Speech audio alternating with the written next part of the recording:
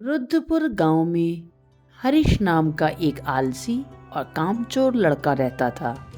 वह अपने माँ बाप का इकलौता बेटा था। उसके घर की हालत बहुत अच्छी नहीं थी। उसका पिता रामू खेत पर रात दिन काम करता था, फिर भी खेतों से कुछ आमदनी नहीं हो पाती थी। वह बड़ी मुश्किल से अपने घर की दाल रोटी चला रहा था। रामू की पत्नी हरीश से अपने पिता के साथ खेत पर जाने को कहती है, तो हरीश कहता है, माँ, मुझे बहुत तेज नींद आ रही है, मैं सोने जा रहा हूँ। और वैसे भी मुझे खेतों पर धूल मिट्टी में काम करना बिल्कुल पसंद नहीं है। इतना कहकर वह आराम से सो गया। हरीश की माँ मन ही मन कहती है, हे भगवान, मेरे बच्चे को कुछ सद्बुद्धि दीजिए जिससे वह सुधर जाए और हम लोगों की तकलीफ को कुछ समझ सके। इधर ठंड भी जोरों की होने लग गई थी। रामू ने अब की बार मटर की खेती करने की सोची। वह बड़ी मेहनत से मटर बोता है, पर इतनी मेहनत करने के बाद भी उसकी खेती खराब हो जाती है। रामू जब अपने खेतों की ये खराब हालत देखता है तो वह अपनी पत्नी से कहता है, हरीश की माँ, मैंने कौन से खराब कर्म करे थे जो इतनी मेहनत के बाद भी मुझे मेरी मेहनत का कोई फल नहीं मिल रहा। देखो ना, मेरी सारी मटर की खेती बेकार हो गई। अब हमारे घर का खर्चा कैसे चलेगा? और दूसरा, मेरा लड़का इतना आलसी और कामचोर है कि वह तो कुछ मेहनत ही नहीं करना चाहता।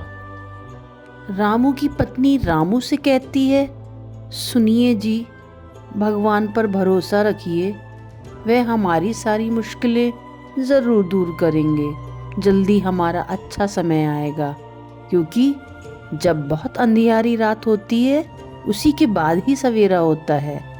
दोनों एक दूसरे को दिलासा देते हैं। उन दोनों की ये सब बातें हरीश बड़े ध्यान से सुन रहा था। रात हो गई, सभी सो गए। रात को सोते समय हरीश को एक सपना आता है।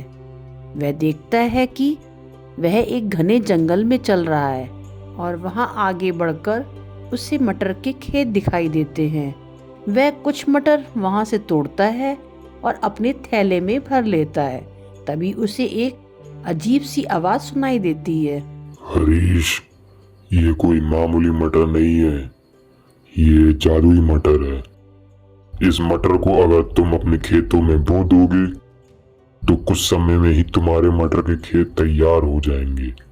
और हाँ, जब तुम सारी मटर तोड़ लोगे तो अगले दिन फिर मटर उग जाएगी। इतने में ही हरीश की आंख खुल जाती है। वह घड़ी देखता है तो उस समय सवेरे के 4 बज रहे होते हैं। वह सोचता है, सवेरे का सपना हमेशा सच होता है। मुझे वह जादुई मटर मिल जाए तो मेरा काम बन जाए। वह जंगल की ओर निकल जाता है। आगे चलकर उसे मटर के खेत दिखाई देते हैं और वह जल्दी जल्दी थैली में मटर भर लेता है और अपने खेत पर जाकर वह मटर डाल देता है। अगले दिन रामू खेत पर जाता है तो देखता ही रह जाता है कि उसका खेत मटर से पूरी तरह भर चुका है। वह घर जाता है और अपनी पत्नी से कहता है, अरे सुनती हो, जल्दी मेरे साथ खेत पर चलो। हरीश की माँ कहती है, अरे क्या हो गया, क्यों इतना चिल्ला रहे हो? रामू कहता है, तुम जल्दी जल्दी खेत पर चलो, भगवान ने हमारी सुन ही ली। इतने में हरीश भी आ जाता है। वह कहता है, क्या हुआ पिताजी, क्या बात हो गई? तब रामू कहता है, अरे तुम लोग पहले खेत पर तो चलो। सभी लोग खेत पर पहुंचते हैं। रामू का खेत पूरा मटर से भर गया था। मटर की खेती देखकर सब देखते ही रह जाते हैं। रामू की पत्नी ने कहा, मैंने कहा था ना, भगवान सभी के दुख जरूर दूर करते हैं। भगवान ने हमारे सारे कष्ट दूर कर दिए। हरीश अपने माता पिता को सपने वाली सारी बात बताई। सारी बातें सुनकर सभी भगवान का शुक्रिया अदा करते हैं। रामू और हरीश बाजार जाकर सारी मटर अच्छे दामों में बेच कर आते हैं।